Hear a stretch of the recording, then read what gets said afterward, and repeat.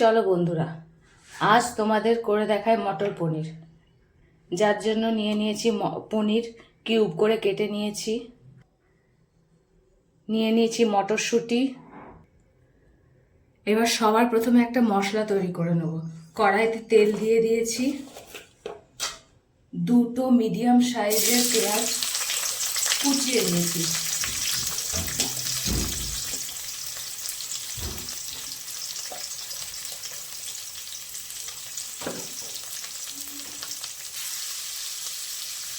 পেঁয়াজটা লাল লাল করে ভাজবো না, শুধু একটু নরম হওয়া অবধি কড়াইতে নাড়বো।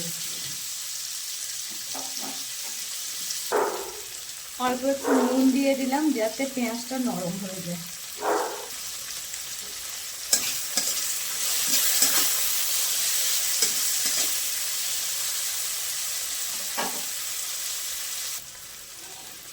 পেঁয়াজ নরম হয়ে গেছে, এই 15 কোয়া রসুন দিয়ে দিলাম এতে, সাথে দিয়ে দিলাম এই আদা কুচিটা।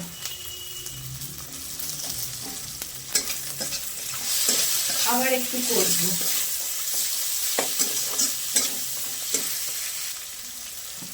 এবার দিয়ে দেবো টমেটো।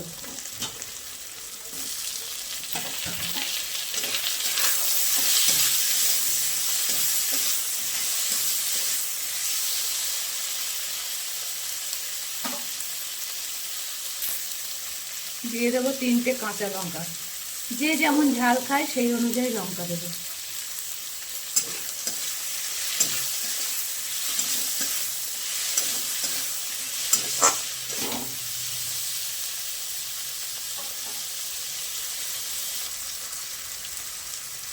এরপরে দিয়ে দেবো ধনে গুঁড়ো 2 চামচ, জিরে গুঁড়ো 2 চামচ,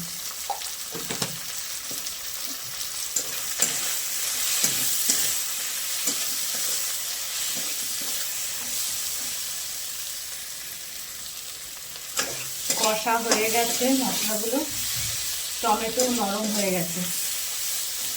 এবার গ্যাসের আঁচ বন্ধ করে দিয়ে মশলাটা ঠান্ডা হতে দেবো, তারপরে এটাকে পেস্ট করে নেব। মশলাটা তুলে ওই কড়াইতে সর্ষের তেল দিয়েছি, গরম হয়ে গেছে, পনিরগুলো ভেজে নেব।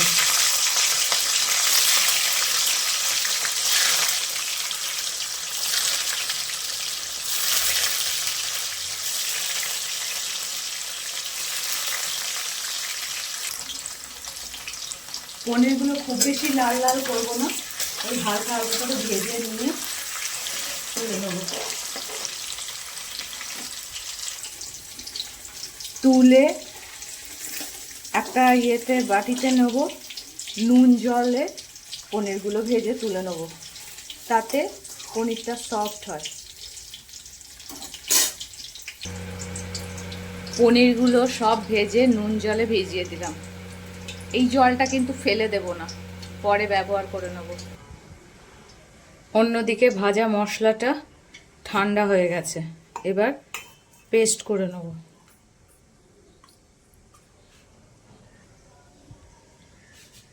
এই পেস্ট এর মধ্যে 2 চামচ টক দই দিয়ে দেবো।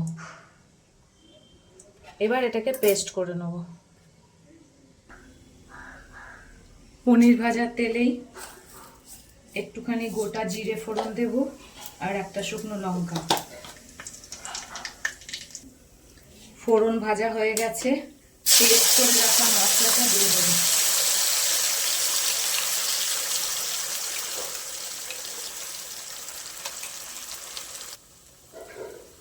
মশলা ধোয়া জলটা দিয়ে দিলাম। এবার এই মশলায় দিয়ে দেবো হলুদ, কাশ্মীরি লঙ্কার গুঁড়ো,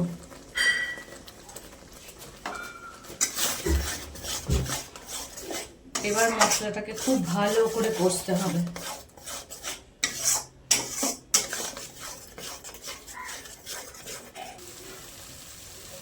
দেখো মশলা থেকে তেল ছেড়ে দিয়েছে।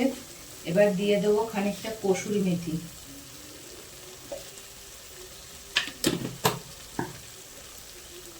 এবার দিয়ে দেবো মটরশুঁটি।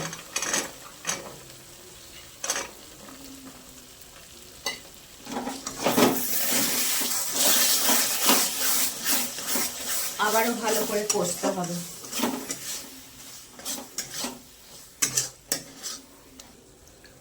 মশলা খুব ভালোভাবে কষা হয়ে গেছে। এবার পনিরগুলো জল থেকে তুলে দিয়ে দেবো।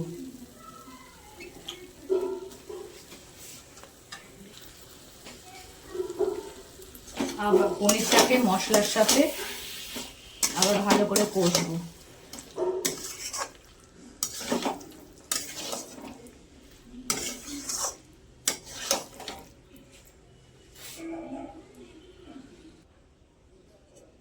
ভালোভাবে কষা হয়ে গেছে।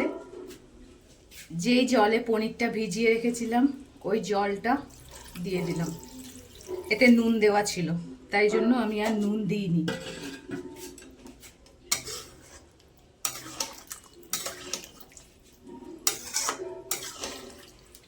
ঝোলটা ভালো করে ফুটুক।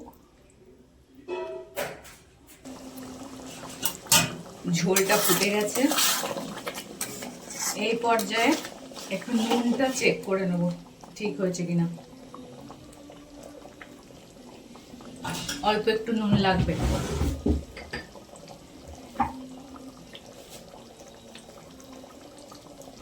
আন্দাজ মতো নুন দিয়ে দেবে।